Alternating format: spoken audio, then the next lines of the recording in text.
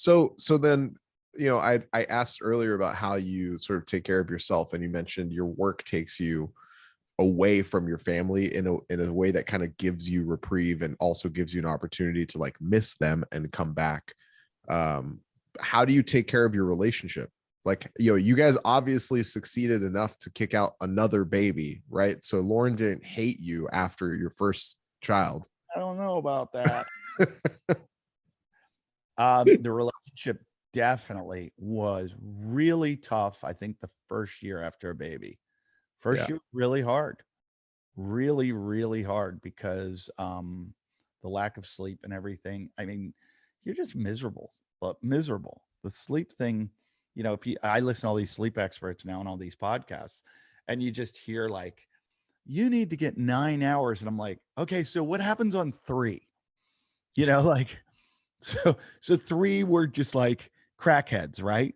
And you're living a crackhead lifestyle. And so Yeah. to maintain any semblance of sanity is pretty difficult.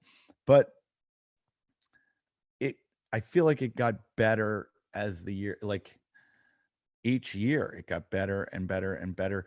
Right now we're still in the situation like the kids go to school, but which gives us a little bit of time, but it's still like hard to squeeze in a date night. And I mean, we had a babysitter. She's like, I'm $20 an hour, and after midnight, it doubles. I'm like, you're getting $40 an hour while our kids are sleeping. Sit in my Incredible. house and watch TV. And so you go, we're gonna go out to dinner. Dinner's gonna be, a couple $100, and then the babysitter's gonna be another 100. It's like, oh, we want to go out. It's $300 to go out at night. It's just, we don't have family, so it's got to be a big night. And so we don't get a lot of time alone, but we do like both love our kids so much that there's a lot of like sharing, like watching the kids together. And that's like our common, it's like running a company, and your partners in the company and you love the company. And it's like, we built this is our company. So, I would say the relationship's really the hardest. I think it's maybe the hardest part. Health is tough too. I mean, I've tried to just basically incorporate health into the kids' lives too, like making the kids eat healthy. And my daughter procrastinates going to bed all the time. She doesn't want to go. So I'll go, okay, you don't want to go to bed? And she's like, no. I'm like, you want to do a workout? That's the only way you can stay up. She's like, yeah, I'll do a workout. So she'll come out to the garage with me and do a workout. Like, I will put my workout together, and then I'll give her like a scaled down version. I'm like, okay, let's race. And, and that way I get to do my workout. Yeah. She does too. But Cruz will fuck the whole thing up. I'll be in the middle of the workout and I'll see him spinning in the corner on the rings. And I'm like so fast that he's going to fly off and like hit something. Or he's just like pulling something off the shelf or he's pushing the squat rack down and it's going to fall on his head. And so he's impossible to like, you just can't work out when he's around. It's impossible.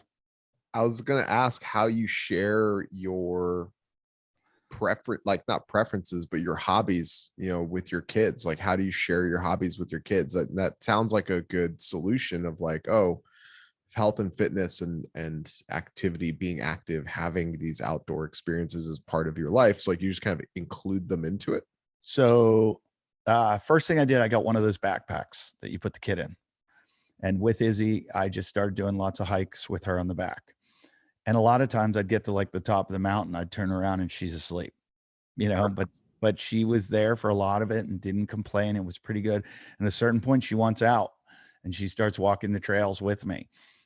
Cruz is now at the point where he will not get in the backpack. He's on the trail and he's slow as fuck. And it kills me because I'm like, come on. I mean, I remember we just did like a couple mile hike. He's only 2. And we did like 2 miles and I made him walk the whole thing. Jesus. And any of the big hills, I carry him up, like the steep ones. Did that at least put him down for like a long nap or something? Or is it just infinite energy? This kid's infinite. And we have a dog. We bought this dog called a McNabb dog.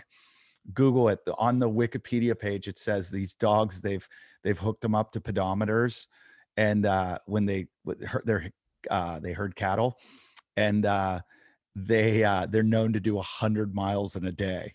Jesus. Yeah. So I've got a kid and this dog, and I don't know, I'm a glutton. But then I got this seat for my bike called a shotgun seat for my mountain bike, and it's like a little seat that goes in front of my seat. And then it's got pegs down on the I forget what the bar is that goes down from the head gusset or whatever to the bottom bracket, but you know, the pipe that goes down on the bike, Yeah. at bar, little posts come out. So his feet go on there, and then he holds the handlebars. And this kid, like, I couldn't throw him off. Like, we could hit jumps. It's awesome. It's got a shotgun seat. So he loves mountain biking. I put him on the front of my surfboard. I'll get the big surfboard out, and he sticks to it like glue and loves it. So I paddle out with him. Like today, I'm going to take him surfing. We went to do a photo. Like the kids skateboard with me outside. They like to skateboard, and he's better on these things than he is walking. That's awesome. And they have a little dirt bike. Like Izzy has a dirt bike, like a 50, you know, like a ton, and she rides around on it. And then I started like riding it with her to like get places, and I'd start riding like the whole neighborhood. I like laughs because then I started putting him on it, and then I'd take the dog for a walk. The two of us and the dog would like ride around the neighborhood, and I look like an Indian family, you know, like you see those like 7 members of an Indian family On like a scooter. Yeah. So that's us. And but he was always wearing a helmet because of that. Like he'd have the helmet on, and then he would get off, and my wife would be like, "Oh, take his helmet off." I'm like, "Leave it on," you know, because he's gonna run into something or fall off something. Or so he has a helmet on like half the day, and he's just gotten really like. I took him to the skateboard park for this photo shoot I was doing because he had liked the skateboard. I'm like, "We'll just go. It'll be like a joke that I'm taking this 2-year-old to skateboard." And the next thing I know, he's dropping in the bowl. Like, No way. well, I hold his hand and I bring him down, and then he goes up and down the sides. And I mean, he loves to skateboard, loves it.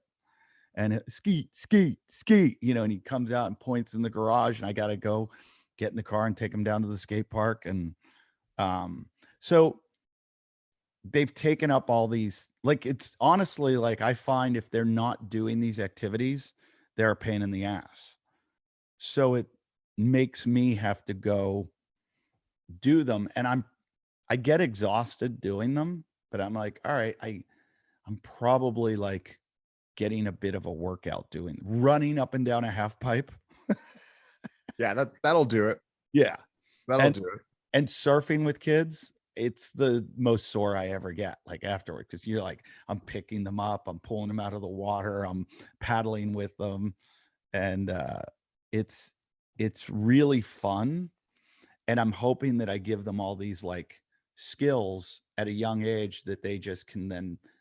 I'm not going to be like, you're going to be a pro surfer. We're going to work at this every day. I'm just going to go, hey, I gave you the basics for everything. Go have fun and see what you can do and what you enjoy.